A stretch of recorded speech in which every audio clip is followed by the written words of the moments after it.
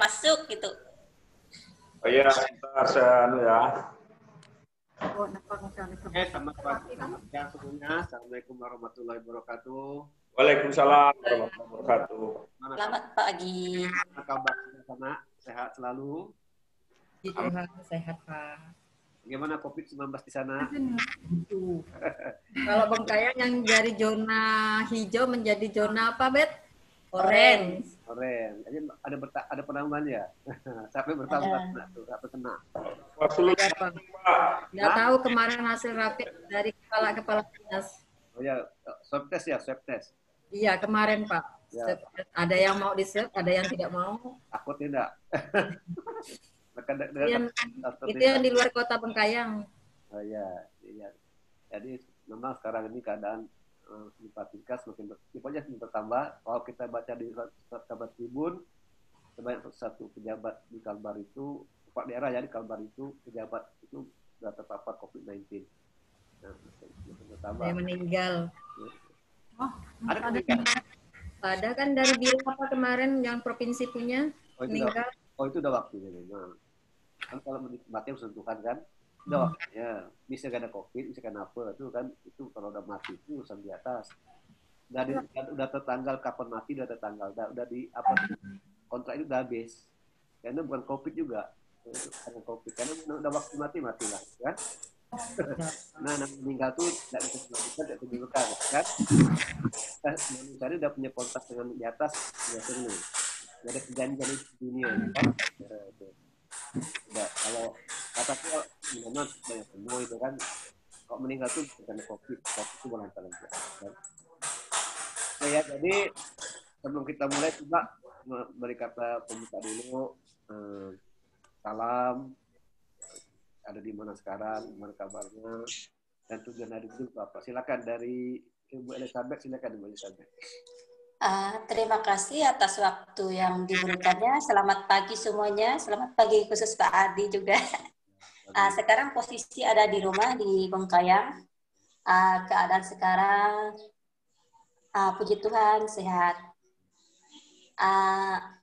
Motivasi untuk ikut mata kuliah ini untuk hadir agar rencana atau target yang saya rencanakan selesai kuliah tepat waktu itu Pak. Dan apa? Dan apa Pak? Dan apanya? Dan itu dan apa tadi? Dan apa? Dan titik-titik. Terus saya lanjut dan titik-titik. Dan apa tuh?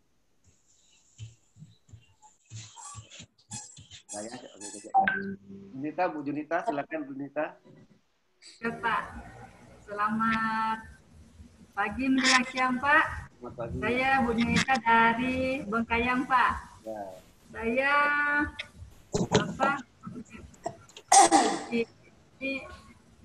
pembelajaran ini biar mungkin bisa cepat selesai juga.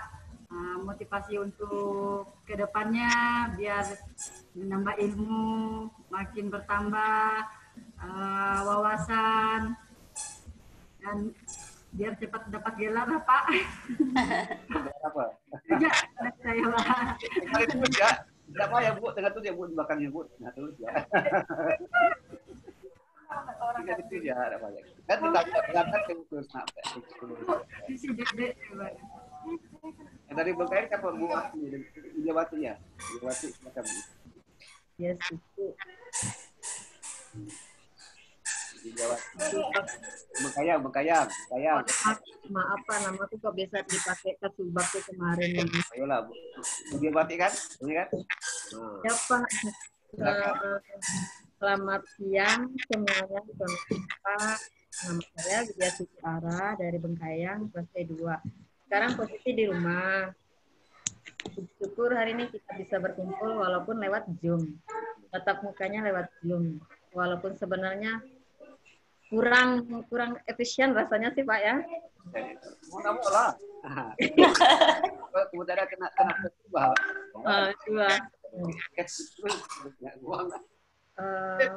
Joseph bisa tidak bisa kerjaan tidak punya aktor, tidak punya hotel kan, bisa masuk yuk.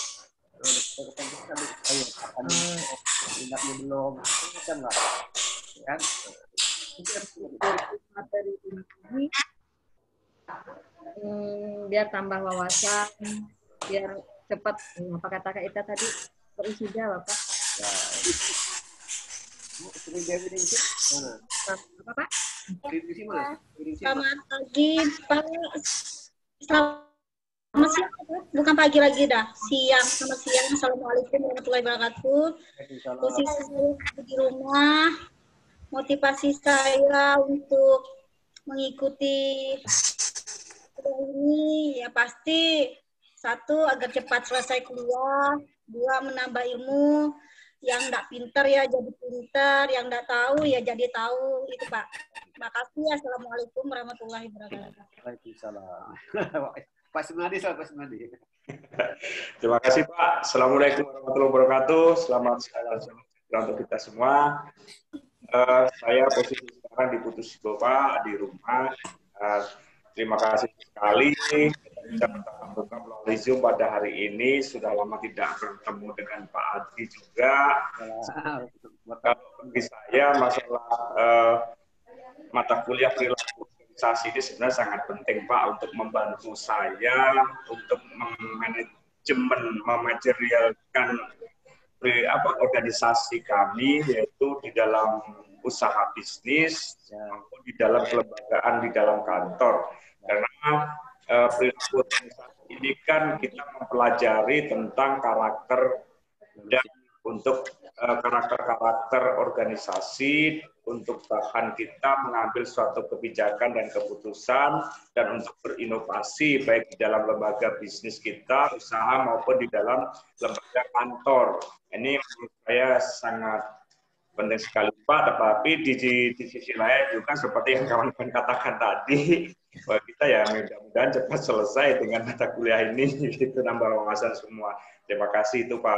Oke, sama-sama. Jadi ini ada dua kata ya, perilaku organisasi, kan? Jadi kalau kita mendengar kata perilaku organisasi, kira-kira siapa yang berperilaku nih kira?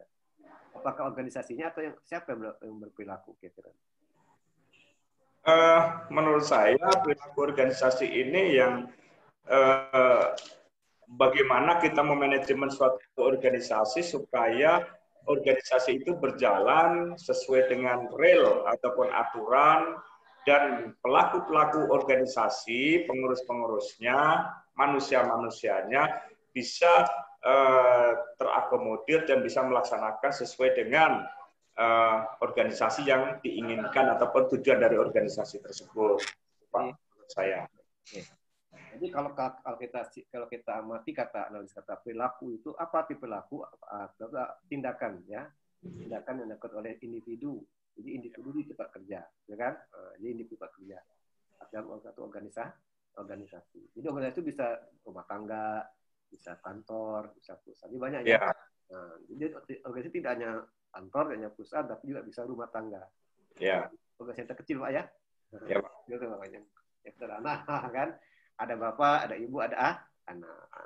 Apa itu perilaku? Perilaku itu tindakan. Contohnya apa? Coba kalau di kantor itu, di kantor kan banyak individu kan, banyak karyawan, ada atasan, ada bawahan. Kira-kira contohnya apa perilaku yang negatif di tempat kerja? Kira apa contoh? Coba dari Bu Widya Stuti ya, Widya Stuti ya. Nah, gitu sekejap. Nah, ambil contoh di kantor Ibu. Kerja di mana Bu Widya Stuti? Yang Bengkayang. Iya. Kerja di mana Ibu Widya Stuti atau apa namanya? Widya Stuti Ara, Pak. Nah, di mana Ibu Stuti? Kerja di mana? Di Bapeda, Pak. Bapeda. Oke, Bapeda kan. Nah, Ibu bagian apa Bapeda? Sosbud. Ada Sosial Budaya dan Pemerintah. Berapa jumlah pegawai di situ? Kami bertujuh dengan kabitnya.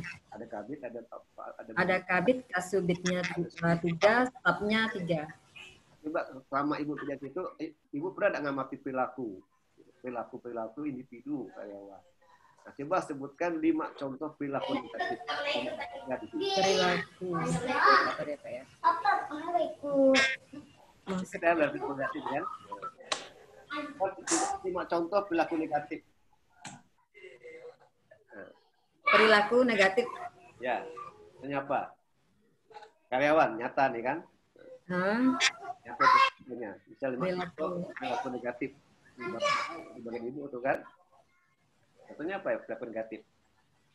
Jadi dalam perilaku organisasi ini kita akan mengamati perilaku individu, perilaku kelompok, dan perilaku organisasi, ya kan? Nah, nanti ada beberapa bidang ilmu yang turut ada teori perilaku organisasi.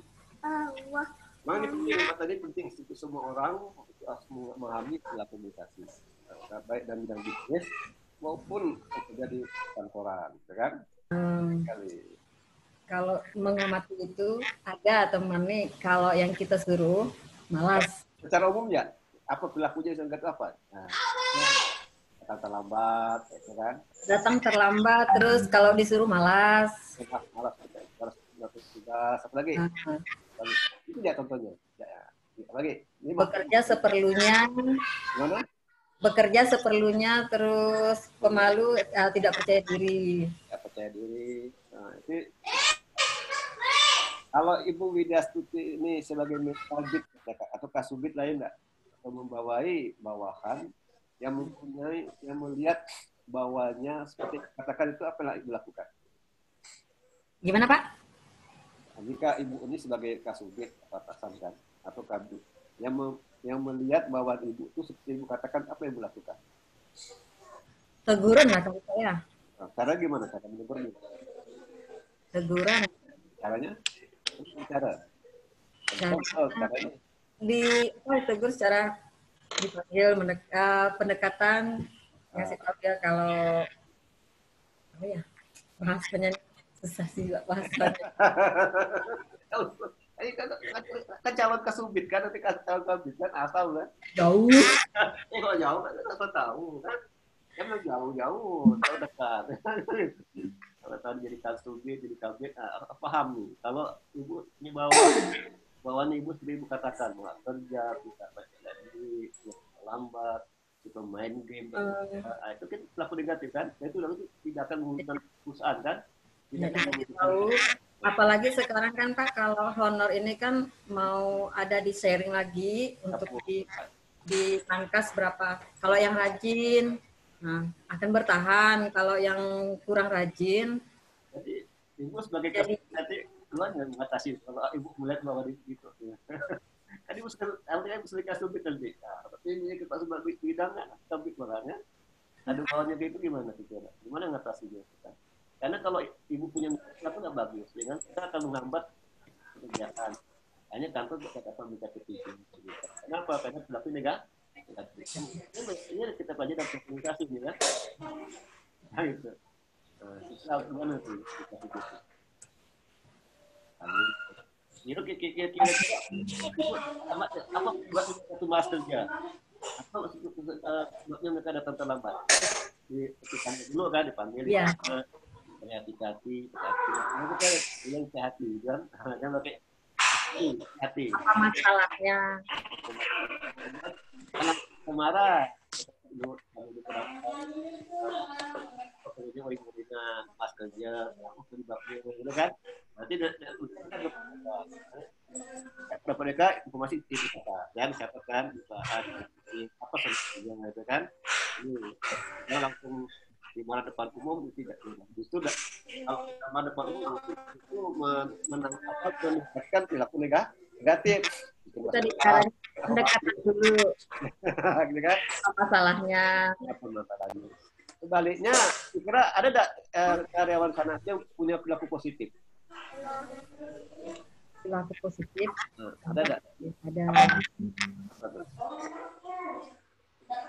Ada di perilaku apa perilaku positif? Ya. Bekerja, disiplin, bekerja tepat waktu, itu kan? Ada. Bertanggung jawab, itu perilaku positif. Kalau itu sebagai atasan nanti melihat bahwa Ibu tuh punya perilaku positif, apa Ibu lakukan? Kan gitu. Ya rajin. Apa yang Ibu lakukan? Kalau Ibu punya bawahan yang rajin, apa yang Ibu lakukan?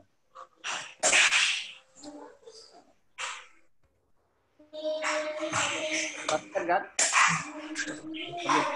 Manajemen itu berfungsi utama karyawan yang rajin kan, tahu nggak? Nah, di ODB apa lagi? Reward, kan? Honor kan? Honor itu harus orang-orang yang rajin kan? Orang yang punya bentuk positif, orang yang negatif kan? Masa ya karyawan yang rajin malah sambung honornya? Nah, kan? Timbul ketidakadilan kan? Kan gitu. Harus ukur proporsinya, bidangnya. Kan menggunakan pendekatan kan kenal kan harusnya kita honor itu pada pegawai yang punya kan dia tidak pemborosan kan gitu kan kadang-kadang enggak ya kan kerja orang itu tidak ada honor yang kerja dapat honor kan itu kembali ya kan gitu. Ini belajar silat komunikasi kan. Nanti kalau nanti sebagai atasan itu pasti juga menghadapi ini harus bisa menganalisis mendiagnosa masalah yang terjadi di dalam organisasi. Pasti itu kan. Itu punya kemampuan human skill atau harus punya kemampuan skill dan skill itu kan. Kemampuan itu. Maka atasan itu harus tahu ilmu psikologi, ilmu jiwa, ya kan? Kalau Bapak Ibu sebagai manajer perusahaan atau sebagai bidang di kantor itu harus tahu ilmu psikologi, ilmu jiwa, ya kan? Bagaimana supaya buat Bapak Ibu buat pekerjaan baik. Bapak Ibu sebagai atasan harus bisa memahami kebutuhan dan keinginan Bapak Ibu, gitu kan? Itu loh syaratnya. Bagaimana membuat buat saya itu rajin bekerja, datang tepat waktu, buat pekerjaan baik, tidak punya kerja yang bagus. Bapak Ibu sebagai atasan itu harus memahami apa kebutuhan dan keinginan bawahan itu. Nah itu apa keinginannya, apa yang kurang, apakah jadi Bapak Ibu sebagai itu harus memperhatikan bawahan, ya kan? Nah, tanya dulu kenapa datang terlambat.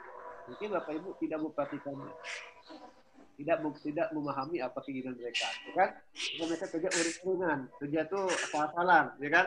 Nggak disiplin. Itu main game, nah kan? Kalau ada karyawan yang dikasih kerjaan ya main game lah, berarti akan perhatikan kan gitu kan? Sama kan? Nah, itu kan perilaku, kan? Jadi paham itu. Kayak marketing lah. Jadi Bapak Ibu sebagai kami sebagai manajer pemasaran, karena Bapak Ibu itu namanya internal customer. Jadi harus bagaimana Bapak Ibu sebagai atasan itu dapat memahami kebutuhan dan keinginan. Jadi bagaimana Bapak Ibu terus membuat mereka tuh happy, bahagia. Kan gitu kan? Gitu. Kalau Bapak Ibu bekerja tidak bahagia gimana? Apa akibatnya? Ya gitulah. Kerja tidak bahagia datang terlambat macam-macam. Kurang respect, jadi malas-malasan. Alasan datang, tapi cuma gosip aja, macam-macam, ya kan? Oh macam-macam gosip, gosip sini, ya kan? Buka HP, main Facebook, sosial media, ya kan? Kenapa? Karena tadi itu, ya kan? Tidak membuat mereka bahagia. Kalau mereka bahagia, itu insya Allah kerja mereka dalam bahagia kan? Gaji cukup, pendapatan cukup, ya kan? Suasana kerja bagus, hubungan komunikasi bagus kan? Kadang-kadang orang jadi kan tukar bertanda uang enggak? Apalah gaji besar tapi suasana kerja tidak bagus. Enak enggak kayak gitu? Suasana kerja tidak bagus, uang gaji besar tapi suasana kerja tak bagus. Saling membenci, iri hati, dengki. Nah, ya kan? Tidak saling tegur di atas bagian. Tidak bagus. Kan enak kayak gitu. Tidak enak kan? Walaupun gaji besar, dapat uang banyak, tapi hubungannya tidak bagus, tidak enak, tidak nyaman kan? Dia tidak bahagia kan? Nah ini yang ini negatif namanya. Sehingga akan laku ini tidak akan dapat berkontribusi terhadap kinerja efektivitas organisasi, gitu kan? Kenapa kita belajar peringkat organisasi? Tujuannya untuk mencapai efektivitas organisasi. Tujuan itu Mencapai efektivitas. Ya, mencapai efektivitas organisasi. Untuk mencapai efektivitas organisasi, maka kita harus mengelola perilaku manusia. Kenapa? Karena manusia itu punya watak, sifat, karakter yang berbeda-beda. Punya perbedaan individu. Itu perilaku. Ya kan? Kalau organisasi itu satu kumpulan manusia yang bekerja sama untuk mencapai tujuan. Kayak gitu. Itu organisasi. Tapi masalahnya gimana? Masalahnya kan manusia. Dan manusia ada manusia. Manusia punya perilaku yang beda. Manusia punya kata yang beda. Manusia punya sifat yang berbeda. Ini masalahnya. Maka perlu aturan, perlu struktur organisasi, perlu pembagian kerja, ya kan? Nah, kayak ini. Jadi tempatkanlah manusia itu sesuai dengan keahliannya. Jangan asal tempatkan ya the right man on the right place, ya kan? Gitu. Dengan basic pekerjaan. Sesuai pekerjaannya, sesuai dengan bidangnya. Bukan asal bapak senam, bukan Ya. ini kan Guru disimpan di dalam. kan gitu kan? Iyalah kan. Gitu harusnya. Jadi kita kan the right man on the right place. Kalau itu kan senang kan. Coba kalau ibu sarjana tapi dikasih kerjaannya level SMA, senang nggak gitu? Itu enggak kita ada. Nah, sarjana itu ya kerjanya kopi, kasihkan surat kan agak kalau udah naik tingkatan naik jabatan ada kerjaannya kan gitu ya kan. Jadi pekerjaan itu sesuai dengan pendidikan. Teknik sipil tapi disimpan di dinas pendidikan. Iyalah, yang sarjana pendidikan jadi kepala PU ini nggak cocok lagi, nggak cocok, dan dipaksakan gitu. Jadi beda perilakunya nanti. Kalau sarjana pendidikan dipaksakan jadi kepala PU nanti nggak paham tentang PU, hancur organisasi kan, dan itu perilaku negatif berarti kan. Cuma pandai nyuruh orang gitu kan. Yang ini nggak paham, tak tahu kan gitu. Kalau PU ya saja teknik, apa itu kan teknik dan tata PU kan itu kan teknis kan. Kalau pendidikan ya pendidikan yang paham, dinas itu pendidikan. Bukan sudah di kepala Diknas, salah nggak total pendidikan kan. Kalau nggak total pendidikan di kepala dinas bisa kan, nggak paham. Itu. Jadi kalau itu berarti agak ngaji. Saya pegawai, Pak. Kan waktu rekod ada latar belakangnya pendidikan S1. Sekarang kan kebanyakan asal bapak senang. Oh iyalah. itu nyatanya enggak. Kenyataannya itu. Kayak gitu enggak. Jadi kayak asin enggak maksimal kan nanti kan? Ya betul. Asin enggak maksimal gitu. Kerjaan pun enggak maksimal karena perilaku banyak negatif. Ya. Sehingga kerja tidak sungguh-sungguh karena ada settingan kan dan sebagainya. Ya, itu contohnya. Perilaku. Oke, kalau kita ke Bu Junita, mana Bu Junita? Junita. Bu Junita kerja di mana?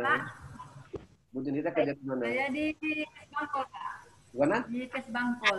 Apa Kesbangpol tuh? Kesbangpol. Siapa tuh? Kesatuan Bangsa dan Politik.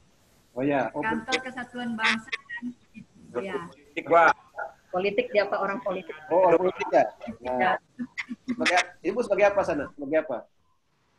Tapi saya di ini Pak, di bagian Wasbang. Wasbang.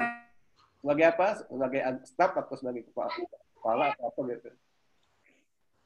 Sebagai apa Ibu? Sebagai kepala atau staf ke? Mana Nita? Tadi ada gangguan Pak. Gangguan. Gila ya, nanti kita. Kalau Pak Ismadi kerja di mana Pak Ismadi? Saya sebagai Kasubag Protokol dan Komunikasi Pimpinan di kantor Bupati Kapuas Hulu, Pak. Berapa orang yang di bawah itu? Kalau khusus staf di Protokol dan Komunikasi Pimpinan hanya 4 orang, Pak. Nah, Bapak selaku sebagai pimpinannya itu Bupati tidak perilaku anak buahnya. Kira-kira ada contoh perilaku negatif dari anak buahnya? Terhadap anak buah, Pak? Anak buah sebagai anak buah itu apa kan? Nah, kira-kira sama Bapak memimpin anak buah itu ada nggak kira-kira perilaku anak buah yang negatif? Ada, Pak. Apa misalnya? Kalau kami di protokol kebetulan di staf saya dari alumni STPDN semua, kemudian bendahara saya dari D3 akuntansi. Nah, kami sih kebetulan orangnya mesti harus multi talent karena harus siap sepanjang hari. Ya, siap. Kesalahan-kesalahan itu pasti ada. Ya. Tapi kalau yang selama ini, kalau masalah perintah, Pak, selama ini tidak pernah ada yang mengatakan tidak siap. Siap ya.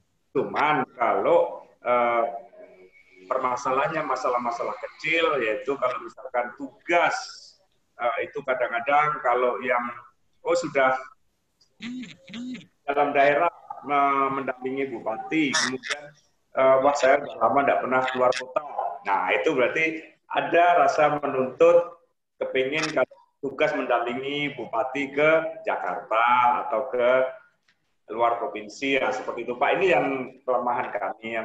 Yang kedua itu kami di sistem bendahara di sini yang kami kadang-kadang kelemahannya ada kebijakan dari pimpinan yang lebih tinggi sehingga sering tidak lapor dengan saya selaku kasubagnya, sedangkan saya adalah pelaksana ataupun wajib yang mengetahui tentang pelaksanaan anggaran. Nah, itu Pak. Nah, itu yang sering terjadi. Kalau masalah tugas Dilaksanakan enggak? di pendampingan pimpinan kami tidak pernah, alhamdulillah tidak pernah lengah Pak, karena kami memang harus siap. Nah, berarti udah bagus ya enggak? Berarti perilakunya banyak positif kan? Ya. Nah, mungkin dalam situasi tertentu mungkin ada sakit sehingga datang tidak siap, bukan karena faktor tertentu kan gitu kan? Jadi bukan untuk kerjaan, kan? Ya. Tadi kan kata Bapak tidak memberitahu Bapak ya enggak tentang sesuatu ya enggak. Nah, itu ya akan mempengaruhi perilaku Bapak kan, perilaku pekerja kan? Karena merasa tidak diperhatikan itu. Ya. Tidak dianggap gitu kan? Harusnya diberitahu, diinformasikan. Nah, gitu kan. Nah, itu ya. Juga biasanya dibuat perilaku negatif. Jadi mengapa kok babar kita tuh perilaku negatif? Kita cari tahu alasan apa. Ya. Sumbernya kan? Nah, itu lah. Memang sebagai seorang atasan juga harus memahami individu-individu di tempat kerja, ya kan? Maka harus mengetahui ilmu psikologi. Itu atasan harus tahu ilmu psikologi. Tidak. Harus tahu ilmu psikologi. Harus tahu juga tentang ilmu misalnya sosiologi, karena saling berinteraksi kan? Betul Pak. Interaksi ya sama lain. Karena matanya subtraksi anak buah tidak bisa sendiri karena tetap perlu anak buah, perlu mereka kan? Tidak bisa sendiri ya. Maka perlu tahu sosiologi, perlu tahu antropologi, ya kan? Ini tidak mungkin berlaku antropologi budaya, ras, suku, agama, itu kan kompleks kan, kan? Ada yang agama Kristen, ada yang Islam, ada dari Jawa, dari Batak, itu beda-beda budaya kan? Ya. Bagaimana kita menangani mereka semua? Ya, ada masalah. Ya, kalau bicara di mana, kan satu kata itu bisa punya banyak makna untuk bahasa lain kan? Kita misalnya bergurau Pak, tulang. Maksudnya orang Batak, tulang tanya apa? Tulang tanya paman. Kan kita tulang kan paman kan? Nah, kita pesetkan jadi pertengkaran. Kan karena kekuatan budaya kan? Nah juga kita juga atas juga harus tahu ilmu berkomunikasi, ilmu politik harus tahu bagaimana atasan, hubungan antara atasan dengan bawah itu berpolitik dan sebagainya. Dan juga soal ilmu ekonomi ini digunakan untuk mengambil keputusan, gitu kan? Kenapa ilmu keputusan? Karena untuk menilai apakah untung atau rugi, apakah produktif atau tidak produktif. Itu kan ilmu ekonomi kan? Ya. Informasi dari bawah itu ilmu ekonomi. Ini ilmu ekonomi itu digunakan sebagai dasar untuk mengambil keputusan. Apapun tindakan kita harus mengarah ke ilmu ekonomi, untung atau rugi, gitu kan? Ya. Nah, apakah itu tidak berhasil kan gitu. Kalau rugi kan susah kan? Ya. Nah, udah banyak keluar tapi tidak menghasilkan kan rugi. Itulah ilmu ekonomi. Jadi seorang manajer tuh kasubit ke kabit itu tidak mudah memang. Harus punya ilmu semua itu atau ilmu psikologi. Karena nanti akan menangani masa-masa individu pegawai kan, harus memahami psikologi sosial, psikologi, harus ilmu sosiologi, antropologi, dan juga harus pandai berpolitik, negosiasi kan. Pasti udah lihat bernegosiasi, udah berpengalaman, ya kan? Nah, itu ilmu politik tuh bernegosiasi kan. Terus harus perlu tuh kalau Bapak Ibu sebagai kabit tidak pandai bernegosiasi sulit. Tidak pandai berpolitik sulit ya. Nah, itu ilmunya. Harus pandai berpolitik. Politik juga bagus, positif ya. Kita harus berpolitik memang. Semua harus berpolitik. Dosen harus berpolitik, mahasiswa harus berpolitik, karyawan juga harus berpolitik, tapi berpolitik yang bisa menunjang akses perusahaan, gitu kan? Ya. Itu dia. Itu Pak, kalau saya tuh Pak, kalau pekerjaan kantor tuh permasalahannya sedikit Pak. Oh ya. Ya, karena ya untuk selama ini Pak ya, selama ini saya tugas di protokol dan komunikasi pimpinan melayani bupati, wakil bupati dan sekda itu ya masalahnya sedikit Pak. Kalau kami yang banyak masalah itu di perusahaan saya Pak. Ada, apa masalah perusahaan tuh? Apa masalah perusahaan? Kenapa? Permasalahan perusahaan itu Pak, pertama itu karyawan teknisi itu yang sering menggelapkan uang yang tidak lapor dengan kasir. Ada seseorang konsumen datang itu memberikan uang lewat belakang, tidak melalui kasir. Ini yang pertama Pak. Yang kedua, hutang. Nah, melayani orang itu Pak. Betul Pak. Kami kan ada toko dan servis mobil Pak ya, toko dan bengkel mobil. Ya. Jadi pada saat mereka datang, Ya. itu dengan bahasa yang bagus, kita layani dengan bagus, mobil dibaguskan, begitu sudah selesai, minta hutang. Itu kita menghadapi perilaku orang-orang seperti itu Pak. Ini karyawannya nih, karyawannya. Bukan Pak, ini konsumen Pak. Oh, konsumen. Tadi Pak. Oh, nanti itu kita itu udah mata kuliah konsumen. Kalau perilaku konsumen nanti kalau perilaku organisasi ini kita hanya karyawan. Oh ya. Beda kan? Kalau tadi itu masalah yang itu bermasalah perilaku konsumennya itu berarti kita nanti jam 1 nanti perilaku konsumen. Ya. Berarti itu aja Pak yang sering terjadi kalau di dalam organisasi Pak. Organisasi itu perilaku organisasi itu ya. Jadi kita hanya belajar menganalisis bagaimana kalian berperilaku, gitu kan? Dalam perilaku organisasi kita hanya berfokus pada perilaku individu, bukan kelompok. Kita hanya belajar perilaku individu. Nanti kelompok sedikit ya, ada belajar sedikit tidak banyak. Kita banyak fokus ke individunya. Nanti kita akan belajar persepsi, apa tuh motivasi, apa tuh mood, apa tuh emosi, apa tuh kepribadian. Kita juga sebagai manajer tuh harus tahu kepribadian masing-masing karyawan kan. Ada yang pendiam, ada yang periang, gitu kan? Namanya macam perilakunya. Ada yang kesanguin, ada macam-macam. Itu kita pelajari ya. Dan sebagainya. Coba kita share dulu. Ada pertanyaan? Ada yang bertanyakan? Sudah Pak. Nah. Yang Pak mungkin Pak. Oke, coba kita coba lihat dulu. Ya.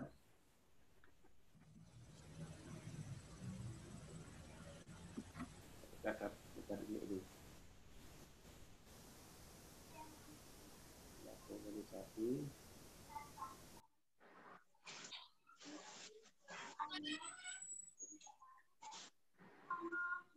Ada ya?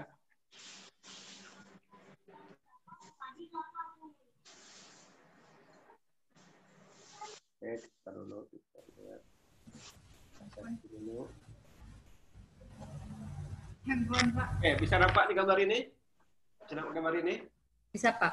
Nah, kalau bagaimana kira-kira kalau lihat gambar ini bagaimana perilaku kita ini? Nah, ini coba lihat, amati coba, analisis. Ya kalau Bapak ada orang lihat orang ini gimana pikirannya? Gimana perilaku kerjanya? Perilaku gimana pikiran? Coba dinilai juga. Ini persepsi nggak nih? Masuk persepsi kan? Coba pikir gimana? Lihat gimana tuh? Nah, Ya, Pak. gimana perilaku? Orangnya bekerja. Hah? Orangnya bekerja. Orang bekerja, terus? Bekerja. Serius. Serius, terus? Kasih. Ya? Orangnya bekerja. Melihat orangnya bekerja. Kerja gitu enggak. Dari mana Bapak Ibu tahu ada serius kerja dari mana?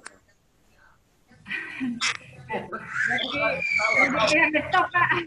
Saya sih nggak tahu dia kerjakan apa, tapi yang pentingnya di depan laptop ya mungkin mengerjakan sesuatu. Pasti tidak. Orang punya laptop untuk kerja bisa main Facebook. Tahu kan? Coba lihat. Coba ada pikiran.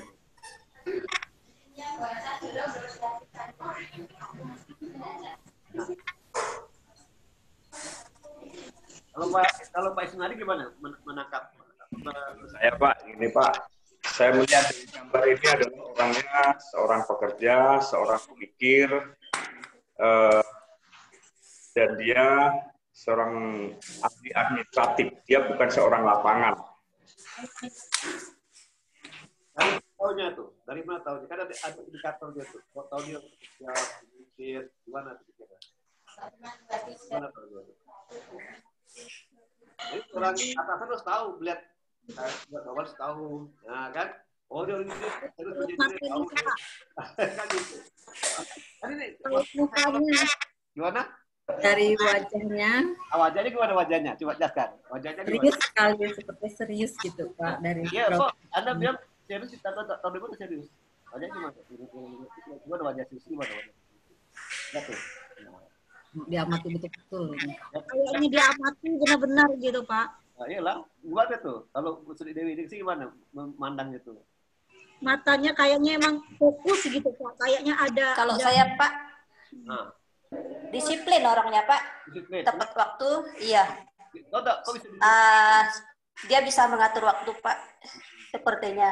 Soalnya dari tampilannya Pak, di situ dia sudah dari untuk diri sendiri, misalnya dari air minum, dia untuk peduli kesehatan juga Pak, dia menyediakan. Terus di depannya juga ada HP, kalau nggak salah sama pulpen, buku. Jadi setiap setiap kali dia diperlukan, dia pasti siap tuh Pak.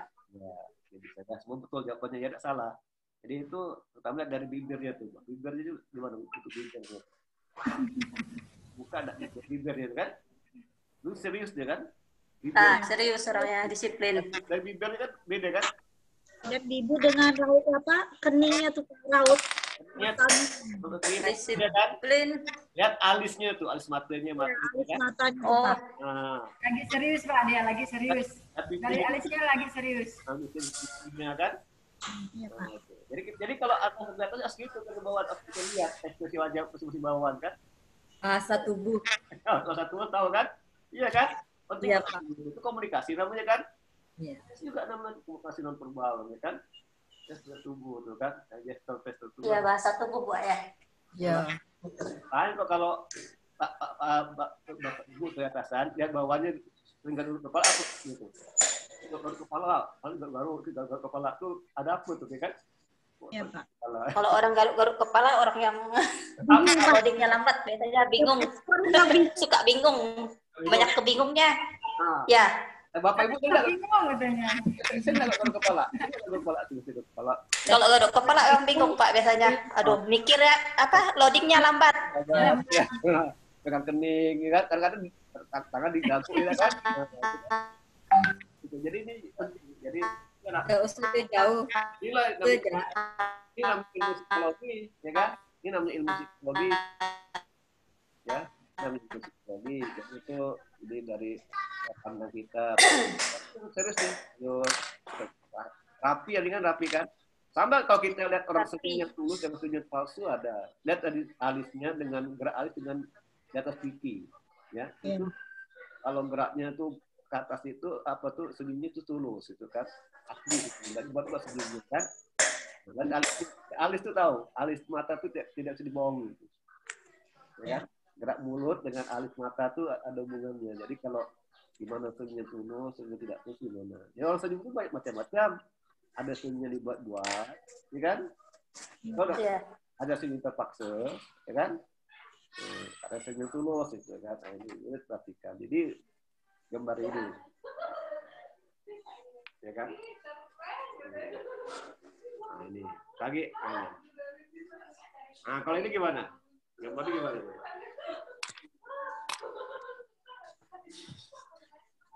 Kalau gambar ini gimana gambar ini? Coba. Udah nggak jelas Pak, muka yang lakinya nih Pak. Ya, laki-laki. Kita Ayo, Laki kan dia langsung kayak muka raut mukanya kayak orang terkejut gitu. bingung.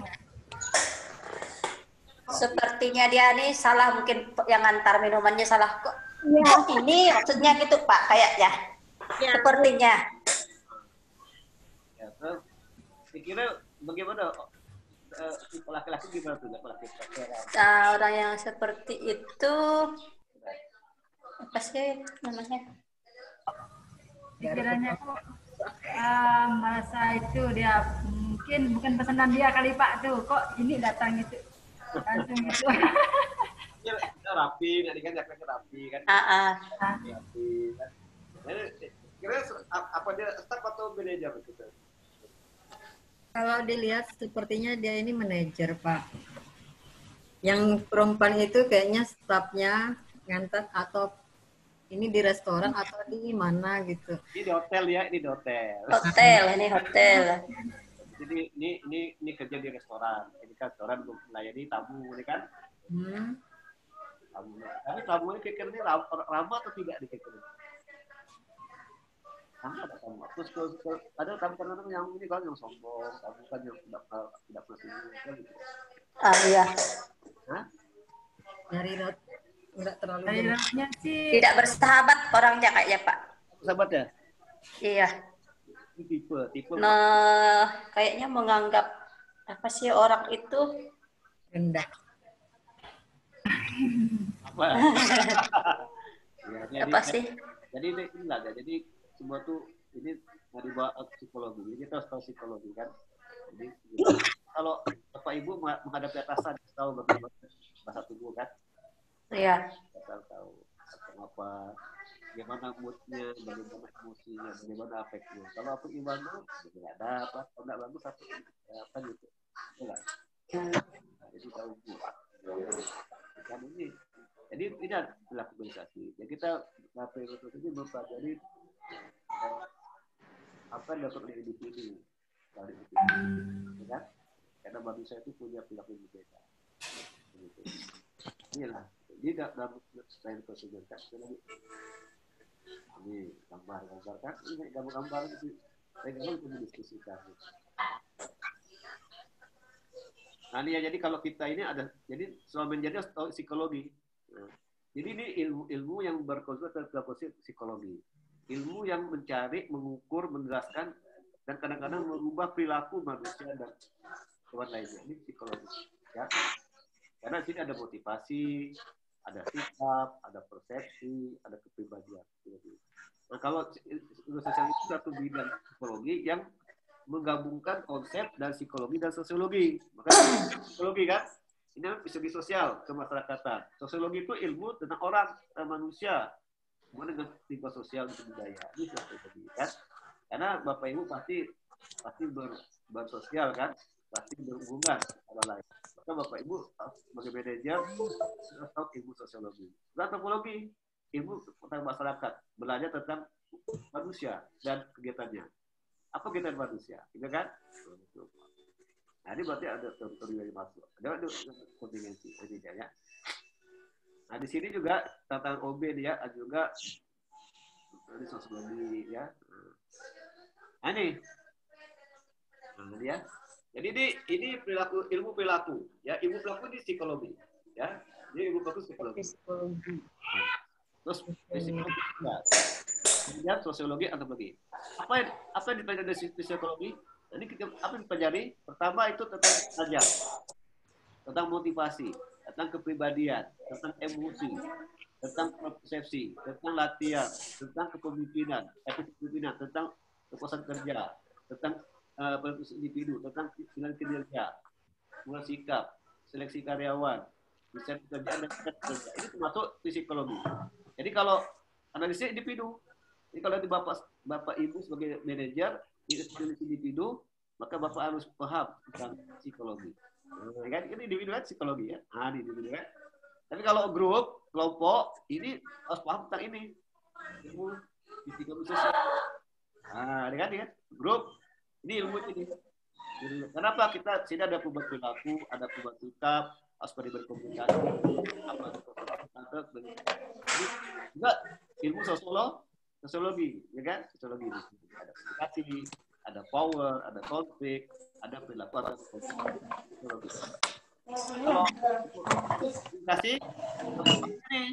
Kalau komunikasi, kalau untuk harus paham sosiologi dengan psikologi. Semua ini tentang perilaku organisasi. Ini dia bagus ini. Ini perilaku organisasi. Ini perilaku organisasi. Arti Bapak sharing tadi ya. Ini yang kita pelajari satu semester. Pasti ada kepribadian, emosi. Setiap manusia itu punya apa? Punya motivasi. Setiap manusia individu itu punya kepribadian. Setiap manusia punya emosi, punya persepsi, ya, punya kepuasan dan sebagainya. Nah, ini dia. Ini kita pelajari. Ya. Ini disiplin OB.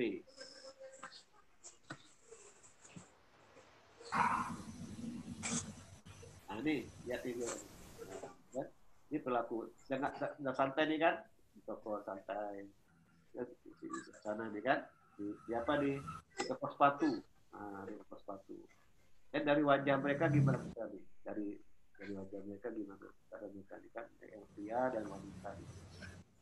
Dan mereka saling dikomunikasikan. Ramahnya kan? Ya. Wajahnya Orangnya bersahabat. Sahabat kan? Nah, ini apa bedanya manajer yang berhasil dan manajer yang efektif? Apa bedanya? Apa bedanya manajer yang efektif dan manajer yang berhasil? Apa bisa jawab? Manajer apa? Apa bedanya manajer yang berhasil dan manajer yang efektif? Apa bedanya? Manajer yang berhasil mungkin dia tepat waktu menyelesaikan pekerjaannya. Semua pekerjaannya berhasil, Pak. Kalau efektif mungkin dari waktunya aja, Pak, dia. Baik, apa? Jadi Nita, coba Nita. Ya, barusan saya jawab, Pak. Kalau yang berhasil mungkin keberhasilan dari segala bidang, Pak. Kalau yang efektif tuh mungkin dari waktu atau mungkin dari waktu itu aja, Pak. Kalau Putri apa itu? Pak? Kenapa bedanya manajer efektif dan manajer sukses? Kalau manajer yang berhasil tentang kepemimpinannya kali ya Pak ya? Salah. Efektif itu tentang tugasnya kayak emasnya untuk dia menyampaikan. Ya kalau nanti tanya ya, apa bedanya kabit yang berhasil dengan kabit yang efektif? Nah, gitu kan? Sama kan? Dan kabit yang berhasil. Kasubit yang berhasil dan kasubit yang efektif. Beda. Kalau efektif itu tentang kepribadiannya atau kepemimpinannya kali ya Pak ya? Ya bisa. Ya, silakan apa? Oke, bagi. Tentang praktek kebaikannya. Kalau berhasil tuh berhasil. Yang berhasil mencapai prestasi yang sangat tinggi. Oh, itu ya. Kalau Pak Sunadi gimana, Pak Sunadi? Ini Pak, menurut saya seorang manajer yang berhasil itu adalah seseorang yang pandai memanage dari mulai perencanaan, kemudian karyawannya, kemudian pemasarannya, dan keuangannya, sehingga suatu lembaga, organisasi, atau perusahaan itu memperoleh hasil sedang ataupun bisa mencapai tujuan dari lembaga tersebut. Itu yang menurut saya itu yang dikatakan seorang manajer yang berhasil. Kemudian seorang manajer yang efektif, menurut saya bahwa seorang manajer itu memang memiliki mindset, memiliki basic dan keahlian di bidang manajerial tersebut, sehingga dia mampu dan tepat ditempatkan menguasai ilmu di dalam manajer tersebut. Ini menurut saya, ini singkatnya. Ada soal ahli Lutan ya, Lutan ini dan rekan-rekannya melakukan penelitian terhadap 450 manajer. Ini kan, Lutan ya. Jadi Lutan dan kawan-kawannya dan rekan-rekannya itu melakukan penelitian sebanyak 40 manajer. Dan dikasih pertanyaan, ternyata semua manajer itu terlibat dalam 4 kegiatan ini. Ya, 4 kegiatan. Pertama, manajemen tradisional. Manajer itu terlibat dalam kegiatan mengambil keputusan. Jadi kan, dan juga terlibat dalam kegiatan perencanaan dan pengawasan. Gitu kan. Yang kedua, komunikasi. Manajer itu saling bertukar informasi secara rutin kan. Kemudian mengolah kelas kerja, mengolah kelas kerja. Nah, gitu kan. Dan juga manajer juga melakukan kegiatan namanya manajemen sumber daya manusia. memotivasi, mendisiplinkan karyawan, mengelola konflik, staffing, dan melakukan pelatihan. Dan juga networking, socializing, bersosialisasi, berpolitik, dan berinteraksi dengan pihak luar. Ini kegiatan yang dilakukan semua manajer. Tapi apa bedanya antara manajer beraktif ini bedanya nih. Nah, ini bedanya. Jadi ini ada 3 lingkaran nih kan? Ada 3 lingkaran. Ada effort managers, manajer rata-rata. Ada namanya successful manager yang berhasil dan manajer efektif. Kalau yang manajer rata itu gini, artinya hanya kalau rata itu hanya berkutik pada perencanaan, pengambil keputusan dengan pengendalian, hanya melakukan manajemen tradisional, ya kan? Itu rata-rata gitu. Jadi kalau Bapak Ibu sebagai kabit hanya tugasnya coba membuat perencanaan, mengambil keputusan, mengawasi, tapi Bapak Ibu termasuk ini kabit rata-rata, menjadi rata-rata, ya kan? Karena hanya melakukan ini manajemen tradisional, membuat perencanaan, mengambil keputusan, mengawasi, itu aja tugasnya. Kita itu juga buat perencanaan, mengambil keputusan, mengawasi. Nah, itu tradisional kan? Nah, yang lain sedikit 50%. Tapi kalau manajer berhasil itu melakukan ini networking. Kalau manajer itu banyak networknya, banyak jaringan, itu dia berhasil tuh. Banyak network, banyak jaringan, banyak kerjasama, banyak kenalan di luar. Nah, di mana udah dikenal, jadi banyak jaringan lah. Di mana ada jaringan, di mana kenal. Nah, itu berarti dia masuk integrasi. Nah. Tapi kalau yang efektif itu pandai berkomunikasi. Tapi dia tidak banyak jaringan, tapi dia pandai berkomunikasi. Nah, ini namanya efektif. Mana yang bagus? Yang bagus tuh itu berhasil dan efektif. Pandai berkomunikasi, pandai punya banyak jaringan, kan gitu. Kalau Bapak Ibu berbisnis, harus yang banyak jaringan. Nah, gitu. Dan juga pandai komunikasi, berhasil dan efektif. Yang bagus tuh ya. Kalau bedanya ini, kalau yang berhasil itu dia cenderung ke banyak itu networking, punya banyak networking, bagus networkingnya. Tapi kalau yang efektif, yang bagus itu komunikasinya. Nah, itu kita gabungkan kombinasinya, dikombinasikan semuanya. Jadi yang bagus itulah yang bagus media yang berhasil dan efektif. Bagus networkingnya, bagus komunikasinya. Jadi kalau pebisnis mana bagus, pebisnis ini bagus. Pebisnis kalau pebisnis harus punya banyak jaringan. Orang jaringan baru bisa laku produknya, ya kan? Dan pandai berkomunikasi. Jadi harus jadi pebisnis yang berhasil dan efektif. Berhasil punya jaringan, efektif, pandai berkomunikasi. Sukses disebutkan gitu kan. Kan? Jadi kalau nanti sekarang ini ya di kantor itu di kantor ini harus ditutup ini ya ditutup itu menjadi kabit yang berhasil dan kabit efektif. Di kantor punya banyak jaringan kan, apalagi di kantor kepala dinas itu punya ini jaringan, ya kan? Apalagi berkomunikasi. Ini maksudnya bagi berkomunikasi ini politik, sosialisasi semua nih kan. Kalau tidak jaringannya dia punya banyak jaringan. Dana ada mereka. Padahal gampang, saya punya jaringan, punya kenalan. Nah, ini di sini nih, sosial manager. Padahal gampang nih kan, karena dia punya jaringan kan, punya banyak channel-channel macam-macam banyak. Nah, ini nih, ya. Ada pertanyaan? Jadi kira-kira kalau Bapak Ibu sebagai manajer termasuk mana nih? Kalau Bapak Ibu? Yang berhasil kali ya. Kalau Bu Biati yang mana tuh maksudnya? Yang banyak jaringan, Pak. Hah? Apa yang rata-rata aja? Nah, nyatanya. Coba Bapak Ibu amati di kantor Bapak masing-masing. Pimpinan masing-masing itu ada pimpinannya. Apa efektif. Dari Bu Jawa nanti di Bapak gimana? Kan ada pimpinan kan? Ada kasubit kan? Atau subit itu apa termasuk yang rata-rata? Yang berhasil ya Pak. Nah, kan udah punya masing-masing punya atasan. Silakan melihat atasan masing-masing. Apa termasuk yang rata-rata? Artinya rata-rata itu hanya mengerjakan ini aja perencanaan, pengambil keputusan dan mengawasi, mengendalikan itu aja mengerjakan pertama. Berhasil itu dia udah punya networking yang bagus dan bagus. Nah, gitu kan? Kalau yang efektif itu pandai komunikasi, pandai berpolitik, pandai bernegosiasi. Itu efektif. Jadi kalau caranya mana nih?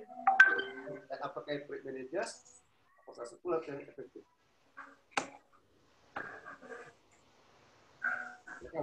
Bu Widiawati. Manajer yang efektif, Pak. Alasannya apa? Kasus yang efektif, alasannya apa? Katakan yang efektif. Karena dengan melakukan pekerjaan dan memberikan instruksi dan tingkat pencapaian kepuasan serta komitmen. Rata namanya itu.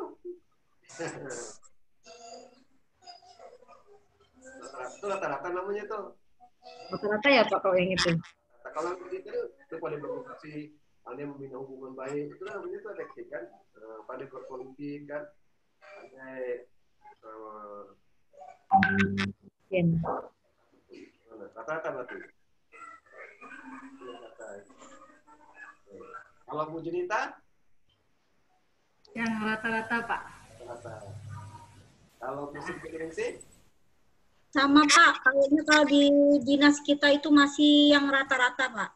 Rata. Kita membuat perencanaan, ambil keputusan dan mengawasi gitu enggak. Kalau Pak Sunadi? Kalau boleh milih saya 2 Pak, memang sukses dengan efektif. Ya. Tapi kalau yang paling utama kalau saya yang sukses Pak. Kalau di kata Pak Asmadi, pimpinannya yang mana nih? Kalau saya setengah Pak. Atasan Pak Asmadi, atas Pak Asmadi, Ya, Pak. gimana nih? Kalau atasan saya itu posisi ya rata-rata Pak. Rata, kenapa rata-rata? Rata-rata Pak. Ya kenapa? Kenapa rata-rata? Kok banyak bilang rasanya rata? Karena begini, kebetulan ya Pak, karakter beliau dalam memanage, kemudian dalam menempatkan stafnya di dalam pemerintah, beliau masih ada pilih kasih, masih ada yang kemudian termasuk beliau sendiri harus lebih besar, lebih banyak. Nah, di situ saya lihat saya masih mengatakan yang rata-rata, Pak. Ya. Ini untuk hari ini sekian ya, kita ke depan. Langsung kita akhiri masing-masing Bapak Ibu memberikan kata penutup. Dari Pak Ismadi dulu, Pak Ismadi, kata penutup Pak Ismadi. Apa manfaatnya? Apa yang sudah dipelajari hari ini? Silakan Pak Ismadi. Kalau saya lihat penyebabnya memang pertama pengaruh dari karakter pribadi pimpinan. Ya, terus? Ini maksudnya yang atasan tadi Pak ya? Ya, boleh tambahkan. Ya, yang atasan kan. Kalau pertama yang saya lihat adalah karakter dari pribadi seorang atasan saya tadi. Itu yang pertama. Yang kedua, kebetulan beliau pensiun, mungkin mau mencari uang saku pensiun sehingga ada kebijakan-kebijakan yang dikeluarkan kadang di luar aturan. Ya, itu Pak. Yang ketiga, karena kedekatan dari salah satu staf buat seorang pimpinan menjadi tidak atau kurang adil, sehingga siapa yang paling dekat menimbulkan perilaku. Nah, ini yang saya lihat Pak. Ya, berarti dapat kan untuk kita. Oke, akan ke jam 12. Baik, sebelum kita akhiri, silakan Bapak Ibu memberikan kira apa manfaat yang dapat pada hari ini. Silakan dari Pak Ismadi sekarang Pak Ismadi. Gimana Pak? Kata penutup. Oh, manfaat apa yang dapat diperoleh? Apa sebelum kita ini? Silakan. Terima kasih kepada Pak Adi Muttalib selaku dosen pengampu telah memberikan ilmu dan pada hari ini pada perilaku organisasi. Mudah-mudahan apa yang kami terima, apa yang disampaikan oleh Pak Adi bermanfaat bagi kami. Kebetulan kami memang sudah menjadi pemimpin. Ini memang sangat bermanfaat sekali bagi saya, bermanfaat bagi di lembaga kami, di kantor maupun di bisnis saya di rumah. Ini sangat mendukung sekali bagi saya untuk ilmu di manajemen, terutama keseluruhan di Fakultas Ekonomi jurusan manajemen ini Pak. Menurut saya ilmu yang diperoleh itu Pak langsung kami implementasikan di dalam pekerjaan, baik di rumah, di dalam usaha maupun di kantor. Ini Pak. Terima kasih Pak. Assalamualaikum warahmatullahi wabarakatuh. Bu Widawati. Bara, silakan Bara. Terima kasih Pak atas ilmu yang diberikan pada hari ini. Sangat bermanfaat bagi kami dan akan kami terapkan juga di lembaga kami. Oke. Elizabeth. Ya Pak, terima kasih kepada Pak Adi yang telah memberikan ilmunya kepada kami, yang mana ilmunya ini sangat berguna untuk saya pribadi, terutama bagaimana kita nantinya menjadi seorang pemimpin. Itu saja Pak. Oke, Bu Junita. Ya Pak. Saya mengucapkan terima kasih kepada Bapak yang sudah menyalurkan ilmunya kepada kami. Mudah-mudahan nanti suatu hari nanti kami di kantor bisa menerapkannya Pak. Ya, Pak. Terima kasih Pak ya. Bu Sri Dewi Ningsih. Pak, terima kasih atas ilmunya yang sudah diberikan kepada saya pribadi dan semuanya. Semoga ilmu ini bisa kami terapkan, bisa kami buat pelajaran buat kami. Jadi ucapannya terima kasih banyak Pak. Ya, jangan lupa ya absen di Google Classroom ya, jangan lupa absen di Google Classroom. Ya, jangan lupa absen di Google Classroom ya, buka Google Classroom dan absen di sana ya. Ya Pak. Ya Pak. Jadi tugasnya ini enggak ini lagi kan Pak, enggak dikerjakan udah. Kan loh. Kan dapat ilmu kan, kan? Ada nilai tambahnya Pak ya? Kan bisa kan. Nah, oke lah ya. Sampai jumpa. Semoga sehat selalu, jaga kesehatan, jaga kesehatan. Salam warahmatullahi. Ya Pak, selamat siang Pak. Bisa dengan uangnya. Ya Pak.